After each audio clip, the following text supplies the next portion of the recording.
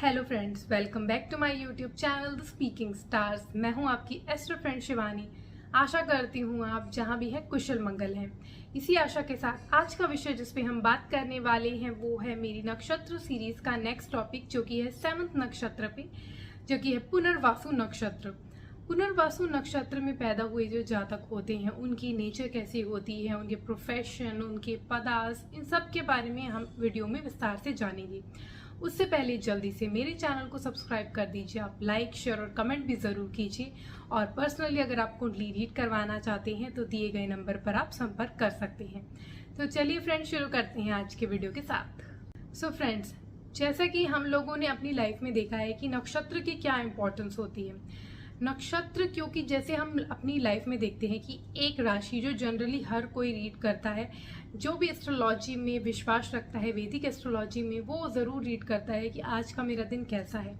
तो जब वो अपनी एस्ट्रोलॉजी में अपने बारे में रीड करता है तो वो समझता है कि एक राशि के होने के बावजूद, क्योंकि जैसे मान लीजिए अगर मीन राशि है या वृश्चिक राशि है, कोई भी राशि है, उसमें दो इंसान एक जैसे नहीं होते, उनकी नेचर जो होती है काफ़ी डिफरेंट होती है। आपको ये क्वेश्चन आता है कि ऐसा क्यों होता है, एक राशि के होने के बावजूद हम तो काफ़ी अलग है, हमारा भाग्य अलग है, हमारी सोच अलग है, ऐसा क्यों होता है? क्योंकि आप जब बर्थ लेते हैं तो आपका बहुत इंपॉर्टेंट रोल प्ले करता है बर्थ का टाइम, प्लेस, उसके अकॉर्डिंगली हम जानते हैं। क्योंकि यूनिवर्स में उस टाइम कौन सा प्लैनेट सर्वाइव कर रहा था, कौन सा प्लैनेट आपकी कुंडली में डिफरेंट डिफरेंट साइंस में बैठा है, डिफरेंट प्लेसेस में बैठा है, और उसके पीछे सबसे इम्पॉर्टेंटली आपके जो नक्षत्र हैं वो भी इन्वॉल्व हैं। जो आपके, अगर हम फनल डाउन करेंगे, बहुत ज़्यादा नीचे जाएंगे, तो हम जानेंगे कि वो नक्षत्र हमारे जो हैं वो उसके पीछे काम कर रहे हैं। तो उसी नक्षत्र के बारे में हम इस बारे में जानेंगे। सो फ्रेंड्स, जैसे कि हम जानते हैं हमारे यूनिवर्स जो है वो 360 डिग्री का बना हुआ है, जिसमें कि 12 साइंस हैं, जो कि हर एक साइन 30 डिग्री का है। एंड उसमें 27 नक्षत्र भी हैं, जो कि हर एक नक्षत्र 13.20 डिग्री का है। उसी नक्षत्र में 4 चरण भी हैं, 4 पदार्थ भी हैं, जो आप जब बर्थ करते हैं उसके अकॉर्डिंगली आपको मिलता है। तो वो जो एक चरण होता है, सिंगल चरण, वो 3.20 डिग्री का होता है।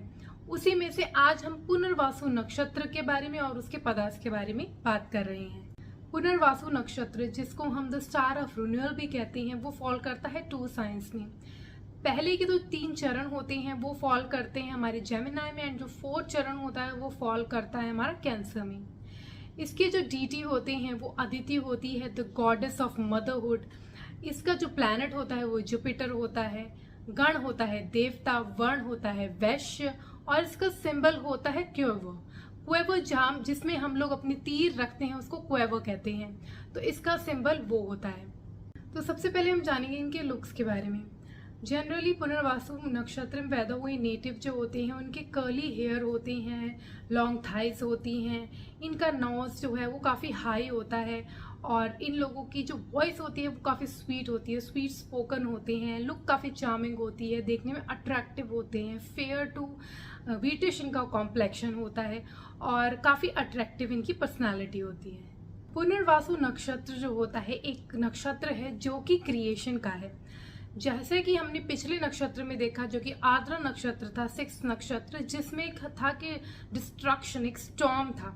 तो स्टॉर्म से जो डिस्ट्रक्शन आती है और डिस्ट्रक्शन के बाद जो ट्रांसफॉर्मेशन आती है, उसके बारे में आर्द्रा में पढ़ा था। उसके बाद जो क्रिएशन होती है, जो उसके बाद का जो क्रिएशन शुरू से शुरू होता है सब कुछ, उसको पुनर्वासु नक्षत्र में देखा जाता है। पुनर्वासु नक्षत्र में जो सबसे पहले तो इनका जो डीटी होती है वो होती है गॉडेस ऑफ मदरहुड।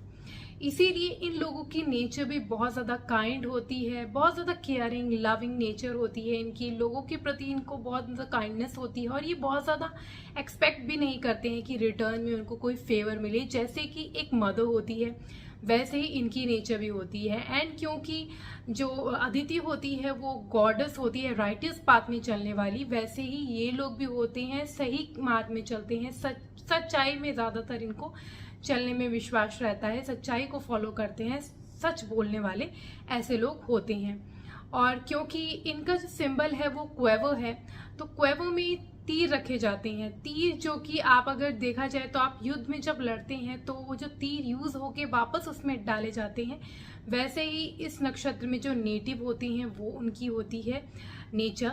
मतलब कि जब वो डिफीट होते हैं, उनको लाइफ में डिफीट फेस वो ज़रूर करते हैं, बट उससे उभर के नई चीज़ क्रिएट करना, उससे आगे बढ़ना इनकी नेचर में होता है।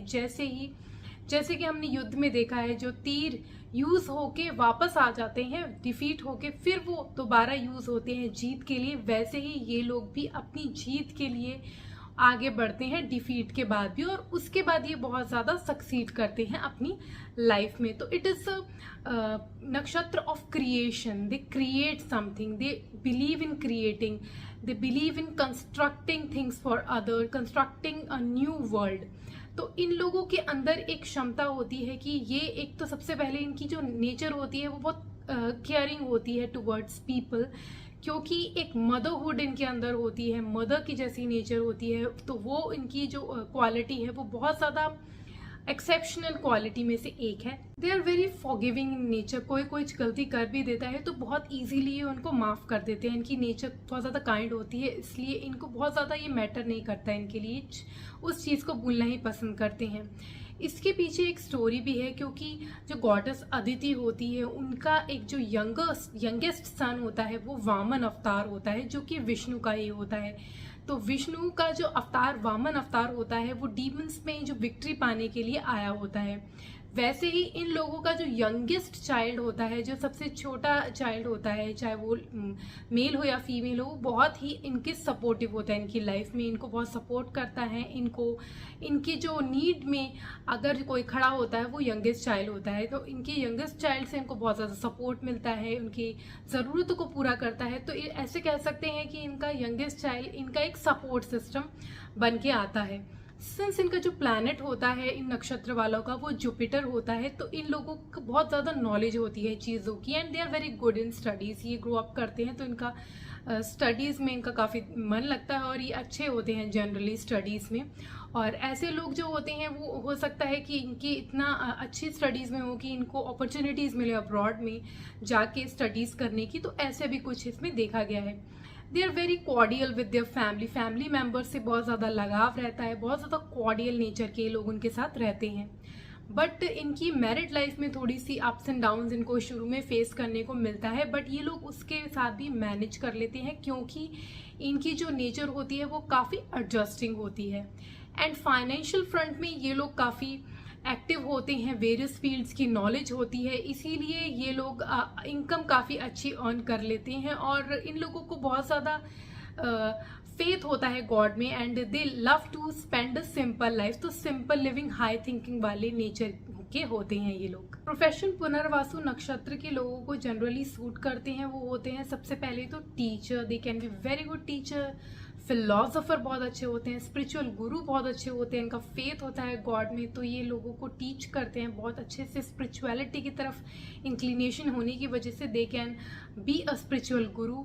They are very good architecture, क्योंकि डिस्ट्रक्शन के बाद जो कंस्ट्रक्शन की इनकी नेचर होती है उसकी वजह से they can be very good architecture as well. They can be very good civil engineer. और ये लोग जो होते हैं बहुत अच्छे एंटरटेनमेंट फील्ड में बहुत अच्छे होते हैं, एक्टर बहुत अच्छे होते हैं, क्योंकि इनकी लुक्स बहुत अच्छी होती है and they can act well, so that's why they can be good actor. Entertainment field में अगर ये जाना चाहे तो वहाँ पे भी ये जा सकते हैं। तो इन लोगों की जो इंटरेस्ट होता है वो इन सारी फील्ड्स में रहता है। दे can B innovator, they can B publisher, writer. तो इनका जो इंटरेस्ट है वो इन्हीं सब फील्ड में ज़्यादातर रहता है, और इसमें अगर ये प्रोफेशन चूज़ करेंगे तो इनके ज़्यादा फायदा रहता है। पुनर्वासु नक्षत्र के पदा 1 वाले जो नेटिव होते हैं, they are very curious, they are very into, मतलब वो गेन करना चाहते हैं knowledge about something and they want to create something. Construction का जो काम होता है इनका होता है, बिकॉज इनमें वो एंथुसियाज्म भी होता है, बहुत ज़्यादा क्रिएटिव भी होते हैं और बहुत ज़्यादा फोकस्ड होते हैं। इनिशिएटिव लेने का इनके अंदर बहुत ज़्यादा टैलेंट होता है, तो ये लोग जो होते हैं ऐसा चीज़ कंस्ट्रक्ट करना चाहते हैं जो लोगों की भलाई के लिए हो। और बहुत अच्छे आर्किटेक्चर इसमें देखे गए हैं, इंजीनियर इसमें देखे गए हैं, क्योंकि इसमें मार्स का भी जो डोमिनेंस है, तो इसीलिए इनको इस फील्ड में जाते हैं तो इनको फ़ायदा होता है। और इनका जो फोकस होता है mainly is to construct something to help people.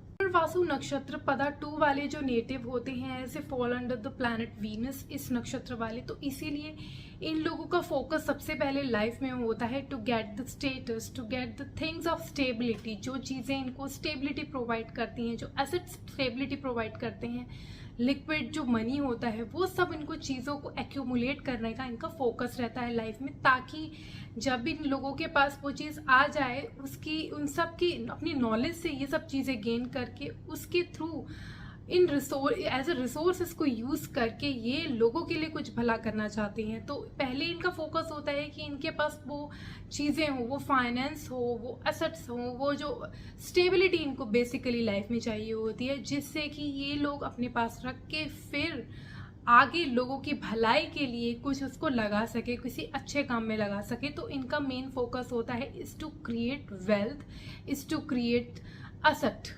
Vasu पदा 3 वाले वो लोग होते हैं जो बहुत ही अच्छे एंटरप्रेन्योर बनते हैं, इंजीनियर बनते हैं, क्योंकि they are the people who want to have the knowledge of every field. They are not the one जो एक ही फील्ड की नॉलेज गेन करके they are going to stop. No, they want to explore, they want to gain the knowledge of all the fields. ये वो लोग होते हैं जिनको हर चीज़ के बारे में पता होना आवश्यक लगता है, और ये चाहते हैं कि हर चीज़ के बारे में इनको पता हो, ताकि ये कोई ऐसी चीज़ बिल्डअप कर सके, कुछ ऐसा बना सके जो लोगों के हित में काम कर सके।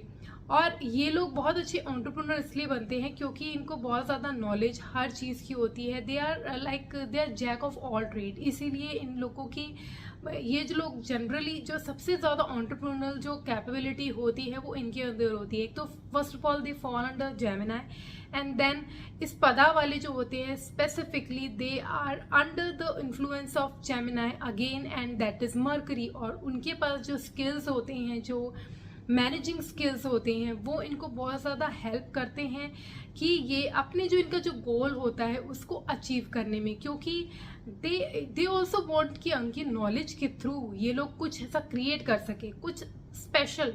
क्योंकि जिस इंसान को सारी फील्ड की नॉलेज होगी तो वो एक जब कुछ कंस्ट्रक्ट करेगा तो वो बहुत ज़्यादा स्पेशल होगा, और उसके थ्रू वो हेल्प करना चाहते हैं लोगों की। तो इनका मोटिव होता है to help people by constructing things which has all the qualities they want to have। वसु पदा 4 वाले जो होते हैं वो इन्फ्लुएंस में होते हैं मून के। So they are the people who has a mother type of feeling. तो मदर जैसे इन्वॉल्व रहती है अपने लोगों के साथ, अपने बच्चों के साथ, वैसे ही ये लोग लोगों के साथ अटैच रहते हैं। They want to get information, they also want to get knowledge. Knowledge हर पदास में है, लेकिन इस पदा में जो नॉलेज है वो इमोशनली अटैच्ड होके गेन करना चाहते हैं इनके पास, क्योंकि एक इंट्यूटिव स्किल्स भी होते हैं। They get to know about the people, इसलिए they are very good astrologer, spiritual guru बहुत अच्छे बनते हैं, क्योंकि they can teach them, they can guide them. इनको कुछ ऐसे नॉलेज गेन करने का इनका हमेशा दिमाग में रहता है कि लोगों की हेल्प कर सके, उनके जो इमोशनली प्रॉब्लम्स वो फेस कर रहे हैं उनसे अटैच होके उनके सुधार के लिए ये लोग ज़्यादातर आगे बढ़ते हैं। और क्योंकि इनकी एक फीलिंग होती है मदरली, तो इनको बहुत अच्छे से ये लोग पैम्पर करते हैं, और बहुत ज़्यादा इंट्यूटिव होने की वजह से उनकी हेल्प करने में भी ये लोग काफ़ी सक्सेसफुल रहते हैं। पुनर्वासु नक्षत्र वालों की 2 प्रॉब्लम्स रहती हैं मेनली। सबसे पहले तो ये अपनी हेल्थ की तरफ ध्यान नहीं देते हैं। They are always about gaining knowledge, तो अपनी हेल्थ की तरफ ध्यान देने में ये भूल जाते हैं, तो which they should avoid. They should keep fit and अपनी हेल्थ की तरफ भी इनको ध्यान देना चाहिए। एंड सेकेंडली इनकी मैरिज में काफ़ी हर्डल इनको देखने को मिलती है, तो इनको पेशेंस के साथ अपनी लाइफ में आगे बढ़ना चाहिए, और इनकी जो स्ट्रेट फॉरवर्डनेस वाली नेचर है उसको थोड़ा सा अगर लिमिट में रखेंगे, कभी कभी चीज़ों को डिप्लोमेटिक होके भी अप्रोच में भी काम करना चाहिए, तो वो करेंगे तो इनकी जो फ्लॉज हैं वो भी कवर हो जाएंगे। आज के लिए इतना ही। मेरी नेक्स्ट वीडियो में मैं पुष्य नक्षत्र पर बात करूंगी। For that stay tuned, stay connected, do subscribe my channel and नीचे दिए गए बेल आइकन को जरूर प्रेस कर दीजिए ताकि आपको मेरी लेटेस्ट अपडेट मिलती रहे। तब तक के लिए ओम शांति, thank you and take care.